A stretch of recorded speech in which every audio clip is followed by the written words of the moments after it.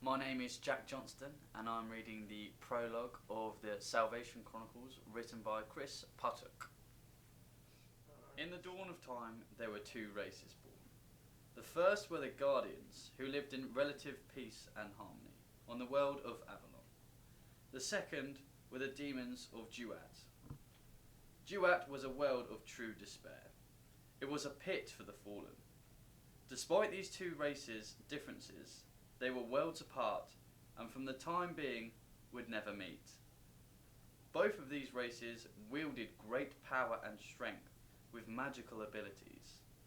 The races were divided into groups. Some were the sorcerers, also referred to as mages. Others were warriors, some of which were leaders. Others were great inventors and craftsmen, but none stood taller than the chosen. The chosen were individuals whose power were greater than any mage and strong as any warrior, capable of summoning great deities at will to do their bidding for the chosen, were regarded with the highest esteem among both races. When asked why could argue it was out of fear and respect for their power. Then, as time passed, the races progressed. In an age of prosperity, they managed to make their leaps into space. The Guardians of Avalon explored and colonized thousands of worlds, while the demons of Duat conquered them. Within 100 years, they had stretched their empires towards a very different planet, one which neither needed terraforming nor colonizing, due to the fact that the worlds were already teeming with life.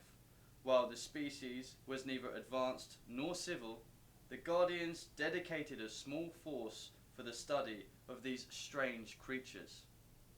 It was many years before the Guardians would learn much about them, but they continued to study. Then, one day, they encountered another approaching ship. At first they believed that it was their replacement force, and then it happened. The ship opened fire on the Guardians. The cannons spared neither mercy nor souls. A few Guardians escaped that day as the hordes of mysterious invaders began to ravage the planet below. Barely a week later, the Guardians returned to full force to confront the invaders and protect the people below. The battle was long and brutal, in which there was no victory. The invaders fled, but the cost was high. The people of the planet looked into the Guardians and gave them rest and shelter. The Guardians soon after classified the planet as Earth and its inhabitants as humans.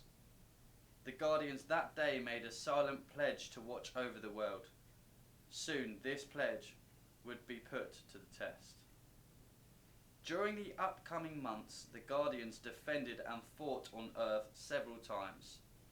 Humans soon joined into the fight to defend their homes and their lands. As the fighting continued, the Guardians decided to take their fight to the invaders. It was in this that they were gifted with a new life force, the Immortals. In this, the Guardians were too gifted with longer lives. The gods favoured their cause, they believed. They were wrong. In the fiery chasms of Duat, a demonic immortal was born. Breathed onto the worlds of the condemned like a plague, the immortal Blackfire was a true horror to all who felt his wrath. The Guardians were overwhelmed by the force of Blackfire's power. The Guardians and their immortal leader, Tethra. Yeah, he's a Celtic god. Oh right. Throughout the next 1,000 years, the cost of war was high. Entire worlds were lost into great crusade. Blood was shed in the stars and over 100 worlds before the final battle began.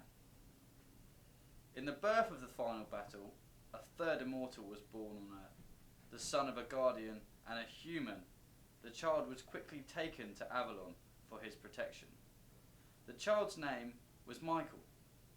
Michael would spend the next 50 years being raised for combat of all sorts. Outside Avalon, Tethra mazed his forces to the borders of Demon's empire. Black fire launched launched his own crusade, creating a creature of unparalleled power. The Ultimation. The creature was summoned by some of the greatest summoners of the demonic clans. Were used to call the beast to arms. Entire cities were lost before its might. The Guardians arrived at the planet of Terra Animarum. Yeah. It was a world that had been laid waste by the ultimatum. Men, women, children, all butchered by the creature and its dark masters. The Guardian were encouraged by the slaughter. In a spat of madness, they initiated the bloodiest part of the campaign on the demons, the massacre of Angor II. The planet was the first of many in the demons' empire, and the Guardians were all too eager to commence their attack. They opened fire, thousands of shots into the planet from all sides. After the bombardment, the ships emptied their troops onto the planet, and their orders were simple: kill all who still lived.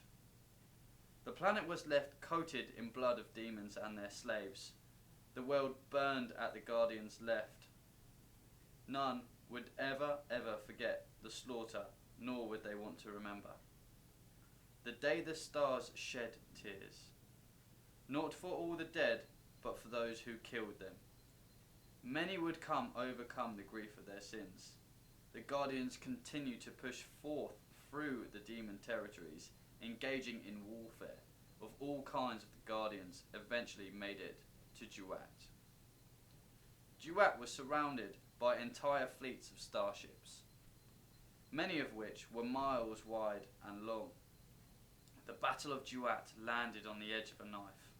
A Blackfire and Tethra duelled all the planet's moons. The Guardians and the demons battled to the death.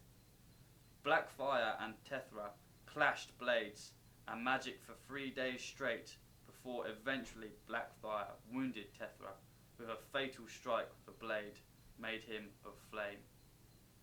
Tethra knew he would die in this moment. Instead of giving in to the pain though, Tethra took his sword and slung into the air. Blackfire watched in utter confusion as Tethra let the blade pierce his heart. But in that moment, the sword took Tethra's soul and will. The sword flared blinded light from its ruby. Then the light began to consume the demon world and all upon it. Soon, the demonic fleet was sucked into the light or had fled. Thousands of starships disappeared into the light. Blackfire was next. The light sucked in Duat's moon and the inhabitants upon it. When the light cleared, the Guardians' fleet had been left into the void of deep space, looking into the gateway of a black hole. The black hole sealed itself within an unknown magic of unparalleled power, and to the Guardians who remained, the battle was over. The war was won, for now. The black hole that imprisoned the demon was too given many names by many races, but the one which echoed across the universe was Tartarus.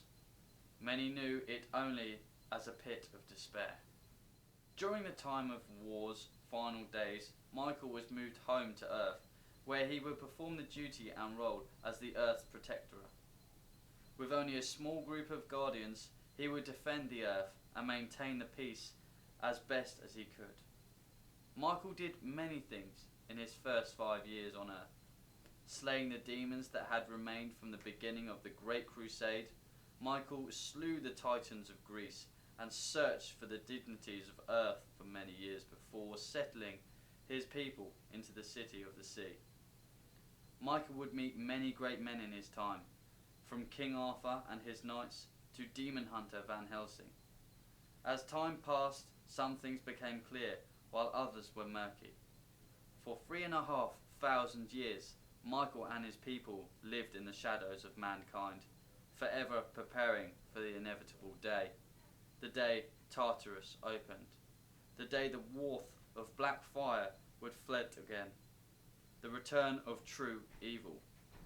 Soon that day will come. Soon this will be that story.